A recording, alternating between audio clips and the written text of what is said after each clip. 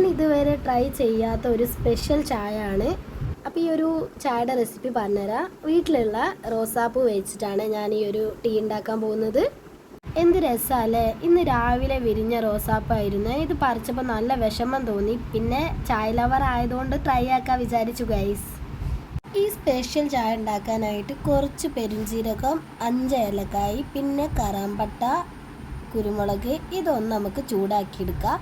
ഞാനിനി റോസാപ്പൂ ഇതളുകളൊക്കെ പറിച്ചിട്ടൊന്ന് ഇട്ട് കൊടുക്കുന്നുണ്ട്. നമുക്ക് ആ റോസാപ്പൂവും കൂടെ ഒന്ന് എന്ത് ചെയ്യണം, ഒന്ന് ജസ്റ്റ് ചൂടാക്കിയെടുക്കണം.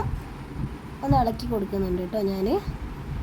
ഇപ്പോൾ ഈ ഒരു രീതിയിൽ ആയി വരുമ്പോൾ നമുക്ക് എന്ത് ചെയ്യുക, ഗ്യാസ് ഓഫ് ചെയ്തിട്ട് നമുക്കിത് മിക്സിയുടെ ജാറിലേക്ക് ഇട്ട് കൊടുത്തിട്ട് ഒന്ന് ബ്ലെൻഡ് ചെയ്തെടുക്കാം.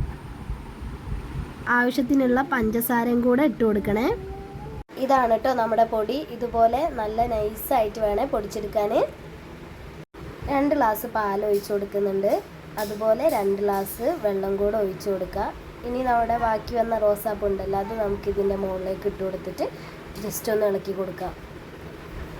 ഇനി ഇതിലേക്ക് 2 ടീസ്പൂൺ ചായപ്പൊടി ഇട്ട് കൊടുക്കാം. ചായപ്പൊടി ഇട്ട് കൊടുത്തിട്ട് ഒന്ന് ഇളക്കുന്നുണ്ട്. നന്നായി തിളച്ചോട്ടെ. തിളച്ചതിന് ശേഷം നമുക്ക് നേരത്തെ തയ്യാറാക്കി വെച്ചിട്ടുള്ള എരിപ്പൊടി ചേർത്ത് കൊടുത്തിട്ട് ചെറുതായിട്ട് പിന്നീട് ഒന്ന് തിളപ്പിച്ചെടുത്താൽ മതി.